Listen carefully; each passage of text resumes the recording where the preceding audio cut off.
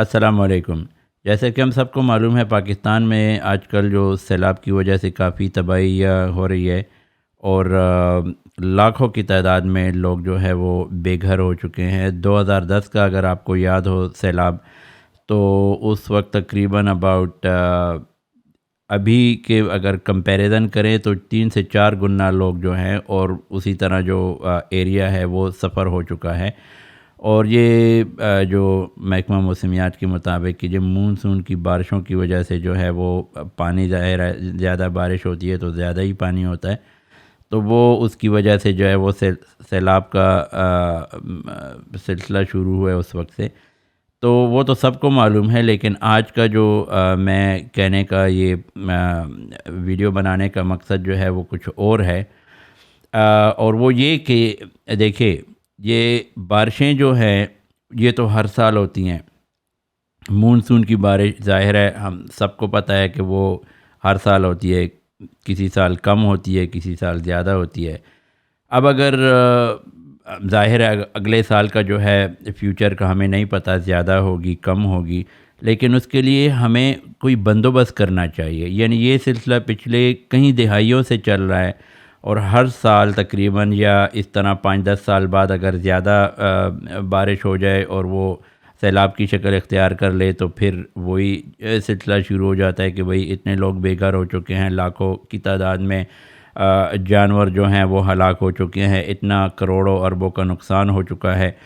تو اس کو کم کرنے کے لیے، اس کو جو ہے اس کا جو کنٹینیوس بیسس پہ یہ نقصان ہو رہا ہے، اس کے لیے بیٹھنا چاہیے، اس کے لیے اسٹریٹجی بنانی چاہیے۔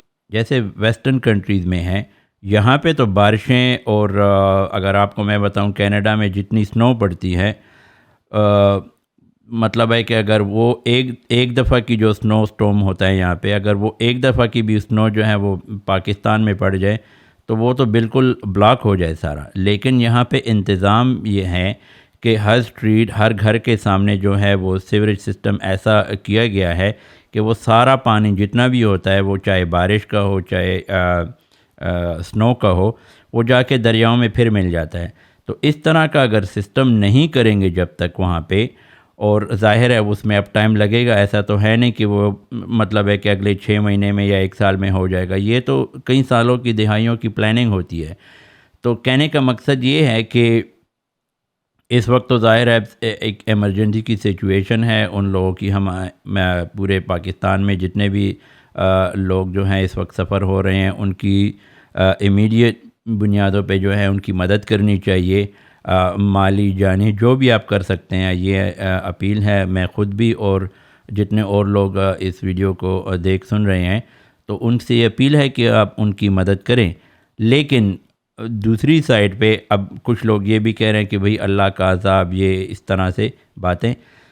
دنیا کا نظام دیکھیں، وہ اسباب کے ساتھ چلتا ہے، تو ہم نے بھی اسی کے ساتھ، اس کے مطابق اگر وہ ہم کام کریں گے تو زیادہ سے زیادہ جو نیچرل ڈیزاسٹر ہوتے ہیں ان سے بچا جا سکتا ہے۔ اس میں یہ کہنا کہ یہ اللہ کا عذاب ہے، لیکن ساتھ ساتھ جو ہے میں نے اس کے لیے کوئی تیاری نہیں کرنی، کوئی اس طرح کے کوئی کام نہیں کرنے، تو ظاہر ہے وہ تو پھر ڈیزاسٹر بنے گا، اس سے جانی نقصان بھی ہوگا، مالی نقصان بھی ہوگا، اور وہ پورا کرتے کرتے پھر ظاہر ہے اس میں ٹائم بھی لگتا ہے۔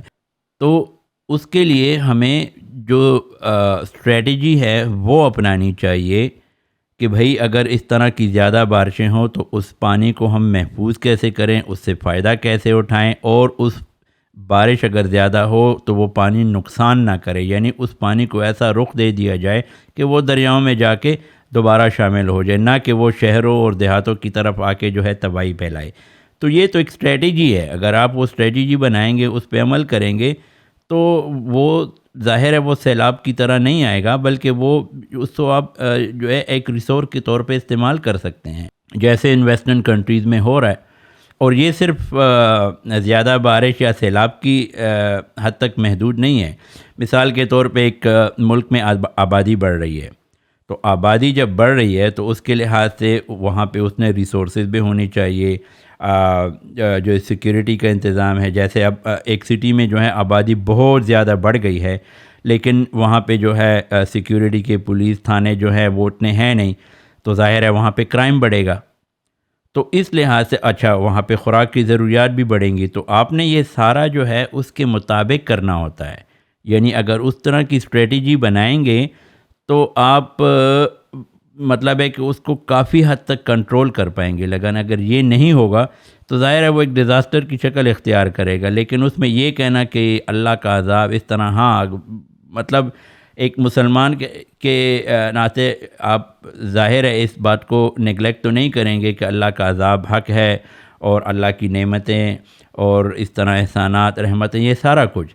لیکن آپ کو اللہ تعالیٰ نے دنیا میں جب بھیجا ہے اور آپ کو اختیار دیا ہوا ہے، جیسے اب جاپان میں جو ہیں وہاں پہ زلزلے جو ہیں وہ کافی زیادہ آتے ہیں.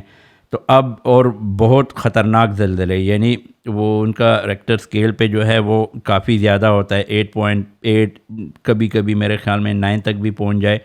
تو وہ کیا کرتے ہیں، وہ اپنی عمارتیں ایسے بناتے ہیں کہ وہ زلزلے کی ان جھٹکوں کو زیادہ برداشت کر سکیں.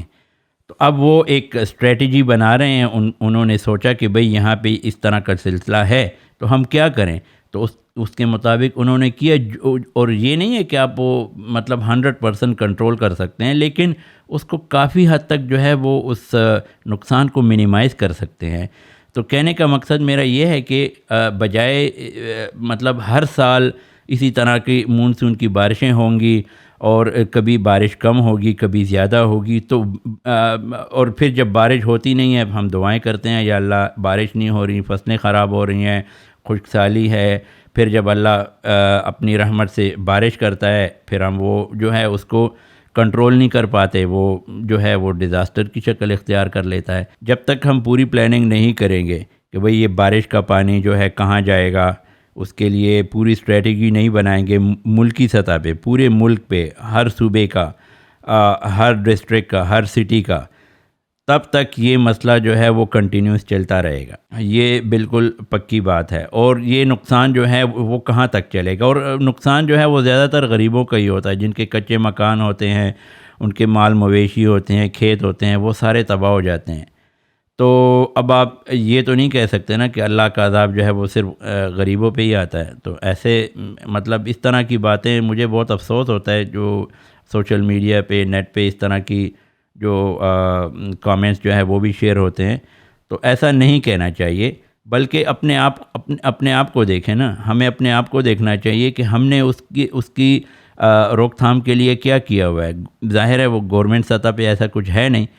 تو ہم ہر بات کو، ہر چیز کو اللہ کی طرف ہمیں منسوب نہیں کرنا چاہیے کہ یعنی اللہ کو ہم جو ہے اس میں قصوروار ٹھہرانا نعوذ باللہ شروع کر دے. ہر چیز کے دو پہلو ہوتے ہیں.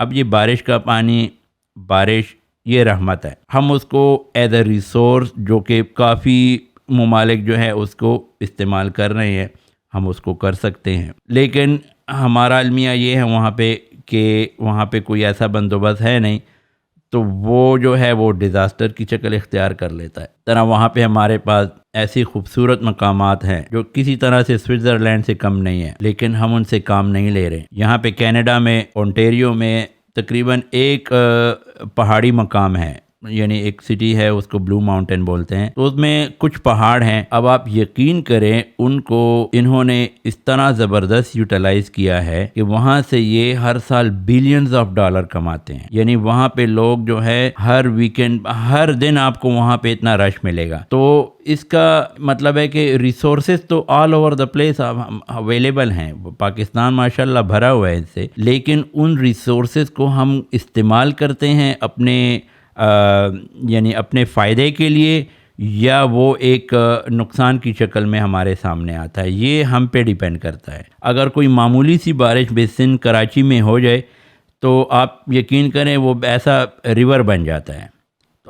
اب کراچی جیسا بڑا شہر اور وہاں پہ یہ سلسلہ، اور ہر سال یہی ہوتا رہتا ہے، لیکن کرنا کچھ نہیں ہے. جب آپ کچھ نہیں کریں گے تو اسی طرح یہ سلسلہ جاری رہے گا. تو آج کے لیے یہ ایک میرا اویئرنیس کا میسج تھا. ہم ان کے دکھ درد میں شریک ہیں جن کے رشتہ دار یا کوئی قریبی جو ہے اس سیلاب میں شہید ہو چکے ہیں. اللہ تعالیٰ ان کی مغفرت کرے. تو بہت شکریہ ویڈیو دیکھنے کا، ساتھ رہنے کا. انشاءاللہ نیکسٹ ویڈیو میں پھر ملیں گے. Thank you very much and اللہ حافظ.